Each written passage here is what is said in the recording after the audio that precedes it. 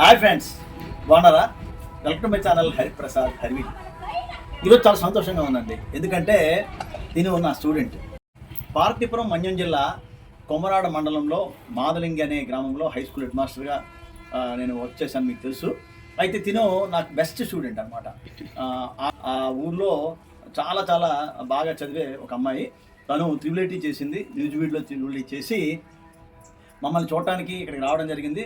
ఉద్యోగం కూడా వచ్చేసింది. ఉద్యోగం వచ్చే ఆనందంలో మాకు కూడా అక్కడి నుంచి సమాచారం పంపి ఉద్యోగంలో జాయిన్ అయింది. ఉద్యోగం జాయిన్ అయిన తర్వాత నాకు మేడం గారిని కలవటానికి ఇక్కడ రావడం నిజంగా ఎంత సంతోషం అంటే గురువుకి శిష్యుడి నుంచి ఇంకా ఆశించింది ఏముంటుంది. నిజంగా అది ప్రతి విద్యార్థి కూడా మెయింటైన్ చేయాలి. శిష్యులు అనేవాళ్ళు అంటే మన దగ్గర చదువుకునే స్టూడెంట్స్ అనేవాళ్ళు ఈ విధంగా వస్తే అంతకంటే ఆనందం లేదండి. ఒక స్టూడెంట్గా తను అంత దూరం నుంచి నూజివీడు నుంచి తను ఇప్పుడు ప్రజెంట్ తునిలో పనిచేస్తుంది. తునిలో పనిచేసి ఇక్కడ రావడం జరిగింది. ఓకే, ఇలా తను ఒకవైపు జాబ్ చేస్తూ గ్రూప్స్ కూడా ప్రిపేర్ అవుతుంది. చాలా బాగా చదివేది. ఈరోజు రావడం చాలా సంతోషంగా ఉందండి.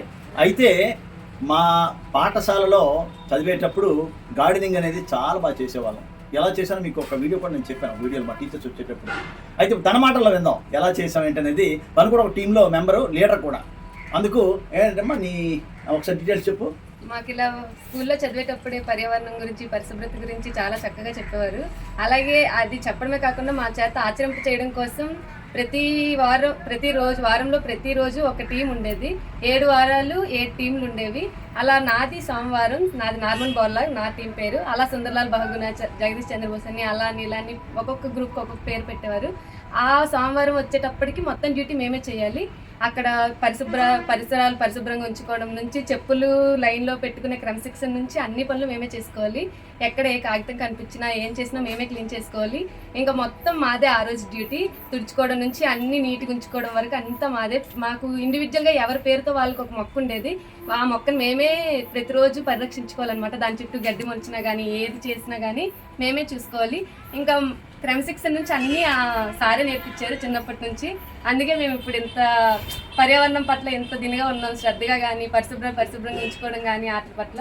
సో సార్కే మొత్తం క్రెడిట్స్.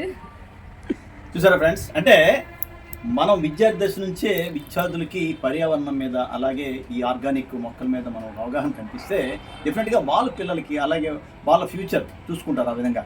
కాబట్టి నేను పాఠశాలలో ఆ విధంగా చేయడం వల్ల చాలామంది పిల్లలు దానిలో ఇన్వాల్వ్ అయ్యి చక్కగా చేసేవారు. ఈ క్రెడిట్ అంతా వాళ్ళదే, ఎందుకంటే మనం చెప్పే వరకు ఆచరించేదంతా వాళ్ళే అనమాట. ఆ విధంగా చేసాం అనమాట.